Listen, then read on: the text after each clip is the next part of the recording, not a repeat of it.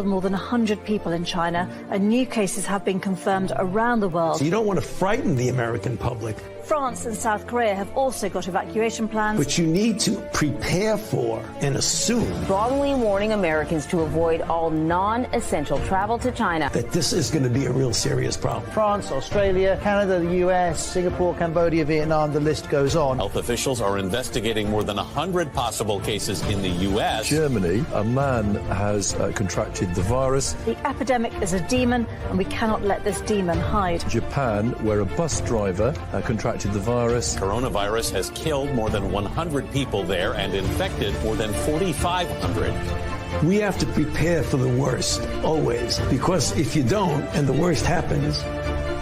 War Room Pandemic. Here's your host, Stephen K. Bannon. House Minority Leader Mitch McConnell on Monday blasted Georgia GOP Representative Marjorie Taylor Greene's embrace of, quote, loony lies and conspiracy theories as a, quote, cancer for the Republican Party. That's Mitch McConnell talking about the cancer he's trying to cut out of the Republican Party. Well, there's another cancer that's trying to be cut out by folks out in Wyoming, and that would be, yes, Liz Cheney. There's going to be a vote, or at least a meeting tomorrow, to discuss her role in leadership. But the good folks out in Wyoming are this Saturday going to hold her account for actually being one of the people that drove this impeachment, this travesty against the 25th President of the United States that ended President Trump's first term in office. I want to bring in now Joey Carinta, the fourth from live from Wyoming. Joey, talk to us about what you guys are doing in your county, what you've passed, what other counties are doing, and then what is going to happen. This very important meeting is going to happen on Saturday. Okay, good morning, and thanks for having me on again, Steve. What we did here in Carbon County a few weeks ago was we passed a resolution of censure based on the actions of our state representative in the U.S. House in her early media attention grab to tell the world how she was going to vote against Donald Trump and vote for his impeachment without any evidence. So we had a few town halls, public meetings, and then we had our formal meeting, passed that resolution of censure, and since then, nearly half the counties in Wyoming have picked up and ran with it, expanded some of the language, not only calling for her to be censured, but asking her to step down, refusing her future support in her campaigns financially and through endorsements, calling on House members to remove her from leadership. So it's really kind of amplified through the voice of the people, the true voice of the people. And there's plenty of counties throughout the nation that have picked it up. 2 counties down in Kentucky have censured Mitch McConnell. The entire state of Oregon GOP have sent letters of reprimand to their House delegation.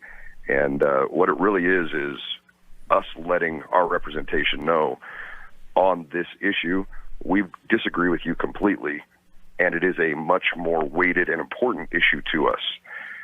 And the interesting thing here in Wyoming is it actually has not failed in any county it's been allowed to be presented in.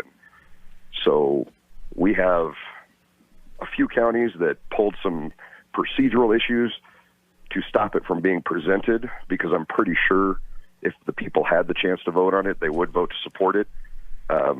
But other than those few counties, every county that's had a chance to hear it on the floor has passed it by a large margin. Yeah, I want to talk about that. When you say, go ahead. Yeah, it's been procedural where they haven't done it. Clearly, the establishment or the Cheney advocates, but where it has come up, at least where I've seen it, it's almost been unanimous or like 23-1. It's been overwhelming support. You've actually had votes at the county level. It's been overwhelming support to censure, and in some cases to censure and to demand that she resign immediately as the one member from Wyoming that's in the House. Is that not correct? That is absolutely correct. We will look at on Saturday at the statewide meeting, when every county's representative delegation will have a chance to hear it, all of the additional language that other counties have added, which include all the things you stated. And I believe the county that had the largest margin of votes against was a county that had 27 votes for the resolution, 9 votes against. Every other county has either been unanimous or passed by a margin of 3 votes against and the rest of the body being fully in support of it and adding their own language. So it's not just people replicating what they think is a good idea.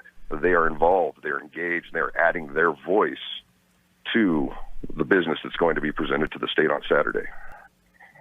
Okay, I just want to make sure we go through something. And I've asked other county chairmen and other spokesmen that come on here from the good folks out in Wyoming, and you've got one of the best Republican parties in the country because you do try to accommodate both establishment and grassroots and the populist and the Trump movement out there. Joey, when and I've asked everybody this question, and I think this is what's kind of been mind-boggling to the massive audience that comes on this show, which they really can't understand. Did she at any time reach out to anybody you know in Wyoming, in the political circles, and actually discuss her logic for what she was going to do, and particularly being such a driving force on this impeachment and being, quite frankly, so nasty about it? Did she run that by anybody? Not before the decision was made for her to make the vote. I know no one in the party was contacted. She has her staff, and some of them are involved in the party. So I can't say they didn't talk or haven't talked. But the thing that is really starting to bother people now is when she made her statement, when Representative Cheney made her statement of why she was going to impeach, she made it sound as if she might know something that the rest of the general population doesn't know. She said, we have enough evidence now. And nobody's seen that evidence in 3 weeks. Also, nobody's heard from her on this issue since it's happened. So we're still waiting. Well, that's the other point. That's the other point I want to get to. So there was no contact, maybe some staff, although we haven't heard that, maybe. But after she's had this controversial vote and become a lightning rod and clearly see the firestorm that's come out of Wyoming that you so rightly said has, and we had the GOP chairman on, I think a couple of Saturdays ago, started this. It caught fire around the country. Arizona then censured Ducey. Certain counties in Kentucky censured McConnell. Oregon did all 10. And it was they were inspired, quite frankly, by what you guys are doing. Has she made any contact that you know of to people in Wyoming to try to the common courtesy of explaining what her logic was, and then those statements that led people to believe that she knew more than was actually generally out there? I haven't heard anything, and I would think as the representative of the county that brought the very first action against any member of the U.S. House of Representatives for this vote, I may have gotten at least a courtesy email from a staff member, but I've heard absolutely nothing, nor have I gotten, or anyone in the state that I know of has gotten a confirmation that she will appear at this meeting on Saturday, which is called for in the resolution.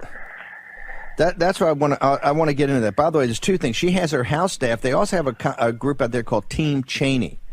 Has anybody at Team Cheney contacted you or contacted anybody that you know of that's in leadership or even not? Is anybody? So let's leave her House side aside. Has anybody in Team Cheney, which is this operation set up to promote her political fortunes and to be at least some sort of looks like connective tissue, has anybody in Team Cheney contacted anybody? I've heard people on local radio stations who are working with Team Cheney in some capacity, a communications director or advocates of Representative Cheney, who've spoken their mind, but I haven't heard anybody make a statement that's been directly from Team Cheney or Representative Cheney herself. There's some support. There is support in the state for Representative Cheney, and I think that's good. I think we need to hear both sides. But we're really not hearing the other side. Anybody I've heard from has only spoken their own opinion in support of, not make a statement on behalf of Representative Cheney. So what's going to happen on Saturday? Talk to us about this meeting, and is it open to the public? Can people, concerned citizens, show up and just be part of this, or at least watch and listen in? Yeah, on Saturday morning in Rawlins, Wyoming, we're going to meet and conduct our regular business. It's going to be a little boring for a while. It's just housekeeping stuff and what we normally go through.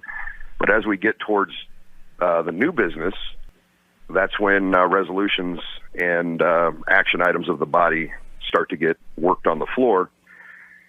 And that's probably what people are interested in seeing. Yes, every meeting of the Wyoming Republican Party and all of its county parties are open to the public. So we can't, nor do we intend to, stop anybody from coming or being in the room. There may be capacity issues at some point, I don't know, but we intend to do our business, and we do our business transparently. So we have no issue with the public being there to at least observe these proceedings and how this resolution is amended and adopted or possibly voted down. I don't see that happening, but being a realist, there's always the possibility. Has Liz Cheney contacted anybody? Is she going to be there in person? I mean, your whole movement is to have her come and address this and give her side of the argument. You're not condemning her. You're saying, come. We're going to censure you. You've got to come and respond. You need to talk to us. Has she or office responded? Is she going to be there? Is she going to give the common courtesy of to the folks in Wyoming? Is she going to come out and address the charges against her? I haven't heard. In the resolution that was issued by my county, there's 2 action items in there. One was a censure from the county, and that's just a statement of disagreement. It's not condemnation. It's not calling her a bad person. Other counties have added other language, but the second action item was the request that she appear and explain her actions, not get browbeat, not get put down, but offering her that courtesy of your constituents want to hear from you, and we're calling for you to appear.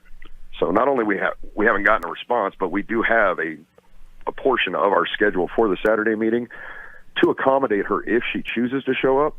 But again, we haven't heard back. So I believe that all of the courtesy and preparation for doing the right thing has happened on the end of the Republican Party and the voices of the people that say, hey, we're going to give you an opportunity, but we don't even get the courtesy of being told, no, we're not going to do that. Just as a program note, that the charges have just been filed, I think, at 10 o'clock, the prosecution's overall strategy of the Democrats. We're going to have Boris at the bottom of the hour have gone through it and go through it. But I think you're going to see it's a pretty comprehensive. They're coming in hard and hot on President Trump, and this is not going to be pleasant. Okay, it's not going to be pleasant, and this is why we're arguing. You saw I thought the fiasco on Hannity last night. We're going to have more about that. This esoteric arguing about due process. Obviously, it's unconstitutional. Obviously, there is no due process. These are obvious things. They should be argued, but that's just one small part. We're going to get to this. Joey, thank you very much. Joey Corinto IV from out in Wyoming. Raheem, you have a question for Joey? Or no, just a jump. Joey, thank you so much. We're going to be following this. We'll hopefully have some coverage on it on Saturday on Real America's Voice, because this is very important, the censure of Liz Cheney out in Wyoming. Joey, thank you very much for joining us. My pleasure. Thanks for having me on again. We go from the geopolitics of the South China Sea around Burma, which we'll get to later in the show, to vaccinations and the pandemic, to really where the rubber meets the road. And this is a populist movement. What is most powerful, the reason the show is metastasizing, is because we try to connect dots. And out there in Wyoming, this is a revolt. It's a revolt of the peasants, as you would say, right? The little guy has just had a belly full of it. Tomorrow, McCarthy's got the opportunity to really make a bold statement of how he's going to clean a house here and get people focused. If he's serious about, if he's serious about 2022, he's got to start with removing Liz Cheney and taking there's already 107 to 120 votes on this. It's got to be 2/3, I think. Raheem, your comments, and of course, McConnell, he praises Liz Cheney and condemns Congressman Green. I have in front of me an email that somebody sent me from Verizon PAC. And Verizon PAC wants to invite people to a virtual event in honor of Congresswoman Liz Cheney to take place on Tuesday, February the 23rd, 2021 at 11 a.m. The link will be provided upon your RSVP, which will cost you $2,500 to be named as a host and $1,000 to attend. These are who's raising money. Yeah, here in DC she's in Gucci Gulch, which is a K Street, where all the lobbyists are. She's a player. There they love her. In Wyoming, not so much.